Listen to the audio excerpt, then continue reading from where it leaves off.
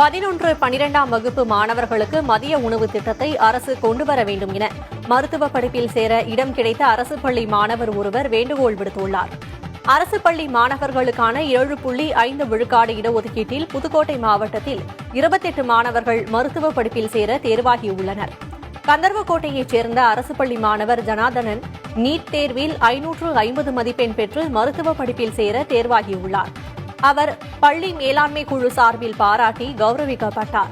இந்நிலையில் மதிய உணவு திட்டத்தின் காரணமாகவே முறையாக கல்வி பயில முடிந்ததாகவும், ஆனால் 11, 12ஆம் வகுப்பு மாணவர்களுக்கு மதிய உணவு திட்டம் இல்லாததால் சிலர் கல்வியை பாதியிலேயே கைவிட்டதாகவும் கூறினார். இதனால் அனைத்து வகுப்புகளுக்கு மதிய உணவு திட்டத்தை கொண்டுவர வேண்டுகோள் விடுத்தார். ஸோ ஒரு ப்ரைவேட் கோச்சிங் சென்டரில் ஸ்கூல் டீச்சர்ஸே செலவு பண்ணி என்னை சேர்த்து விட்டாங்க. இப்போ அங்கே படித்து நான் 550 ஸ்கோர் பண்ணி இந்த வாட்டி கட் ஆஃப்குள்ளே நல்ல மார்க் எடுத்து காலேஜில் ஜாயின் பண்ணிட்டேன். 11th 12th வந்ததுக்கப்புறம் மதிய உணவு திட்டம் இல்லாததுனால நிறைய பசங்க பசினாலேயே படிப்பை விட்ட பசங்களும் என் கூட படித்த பசங்களாம் பார்த்துருக்கேன். அவங்க இப்போ சாப்பாடு இல்லைங்கிறதுக்காக வேலைக்கு போயிடுறதா இருக்கட்டும், சாப்பாடு வீட்டில் கஷ்டம், அதை காரணமாக வச்சு படிப்பை நிறுத்திட்டு போகிறதெல்லாம் நிறைய நடந்துட்டு இருந்துச்சு.